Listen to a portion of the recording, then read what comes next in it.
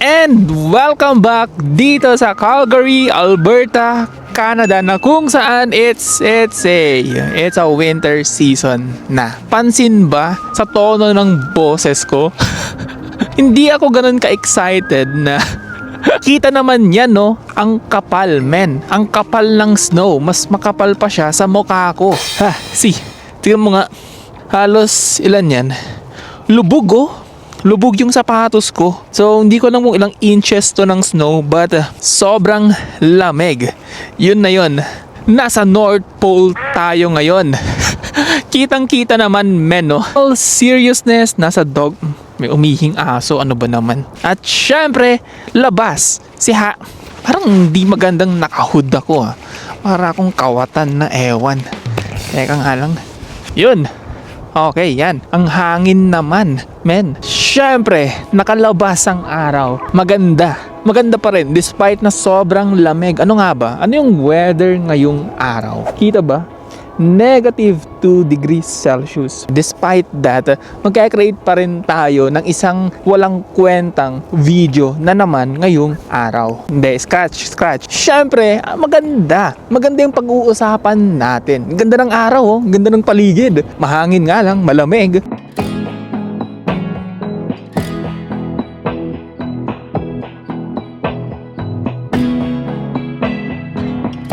Steady, yun. Okay ba? Syempre naman, oh, ang gandang background. Ay, wala ba? Walang background. Sige, maghahanap tayo ng magandang background. Men, kanina pa ako naglalakad sa snow. Napapansin ko na, nalalamigan na yung paa ko. Pwede ba tayong tumambay muna saglit? Doon, oh, may bench. Ayun, oh, maganda to, maganda. Yun, perfect talaga to. Behold. Ay, ano ba naman yan? Paano naman tayo magre-relax sa bench na to? Punong-puno ng snow, oh. Ano ba naman? Ganda pa sana ng view natin ngayong araw.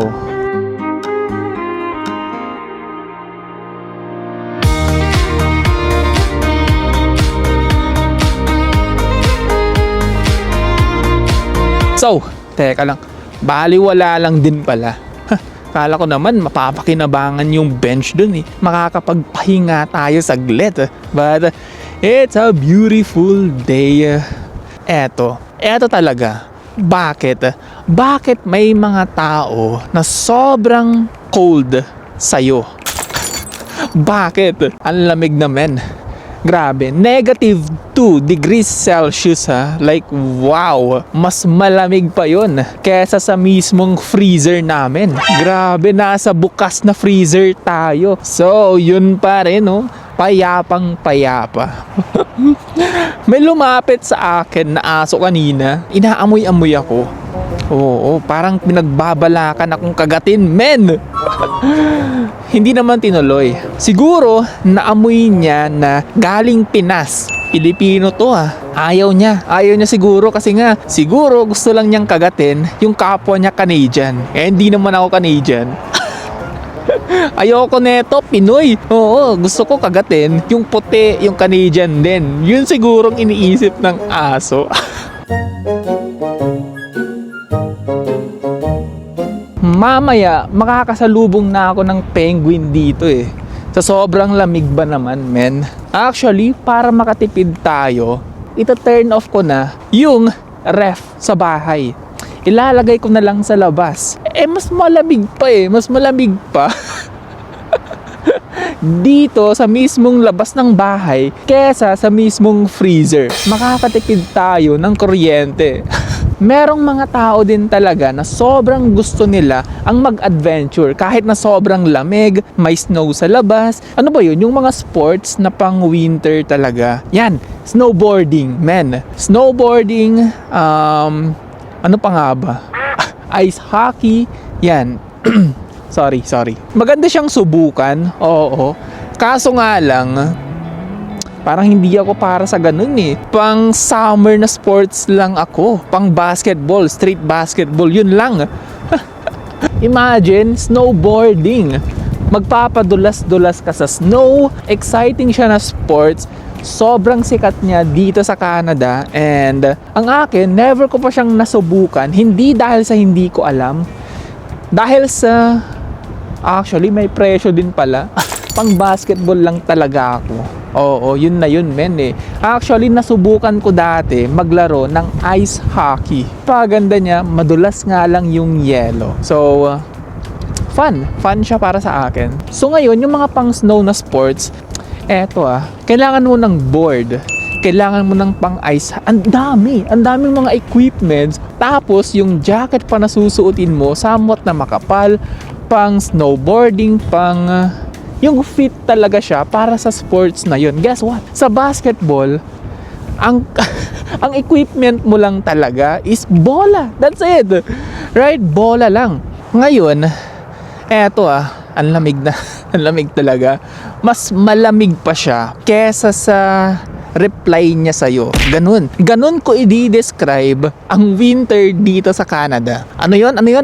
Nagre-reklamo ka. Cold yung mga replies niya sa'yo. Guess what?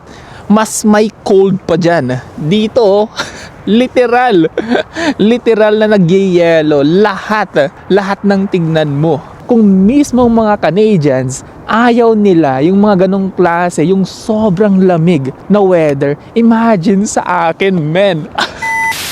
Mismong ipinanganak na dito, ayaw yung mga ganong weather. So, tol, ang cute ng aso, kulay white. Ayun Kita ba? Kita ba siya? Dun. Yun. Para siyang wolf. Kakamiss naman magkaroon ng aso. Hindi naman siya pagre-reklamo. Kumbaga, yun ganun talaga may mga bagay din talaga dito sa Canada na ano ba yun? Hindi natin matripan masyado. Teka lang, pababa tayo, mataray. Aray. Yun. Survive. Nakasurvive naman tayo. And mabalik tayo sa cold replies.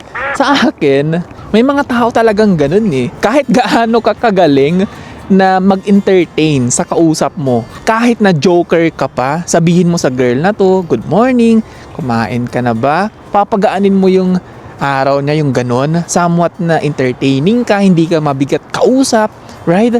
Pero cold pa din yung replies niya sa'yo.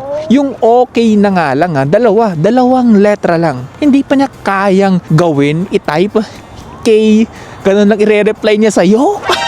Ngayon, eto ano yung solution para hindi ka na makareceive pa ng cold replies? Hindi ko alam.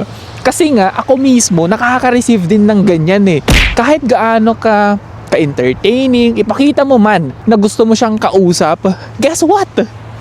Hindi mo pa rin makukuha yung replies na gusto mo. Nakaka-bad trip, diba? Ewan. Teka lang men. Nakakapagod din yun At least ang ganda lang na bisita natin ngayon.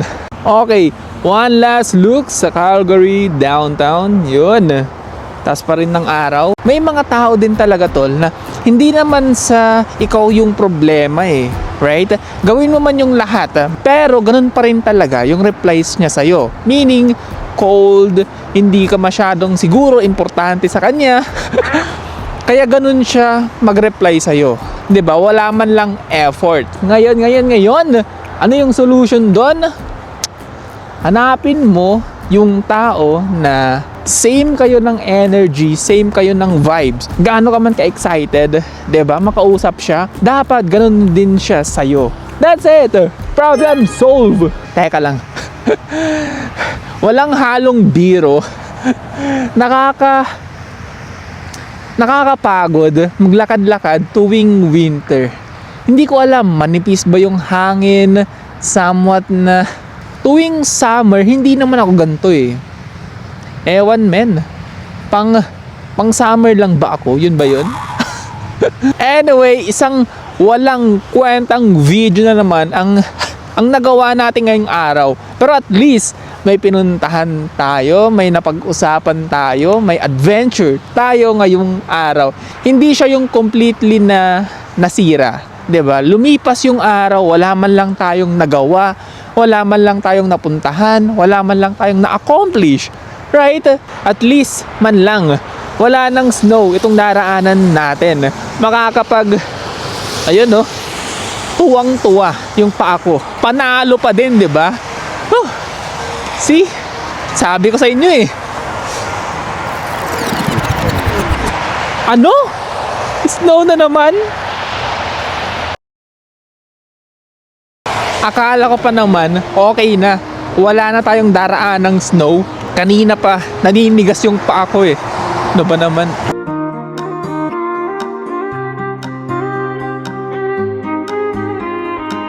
See you next time!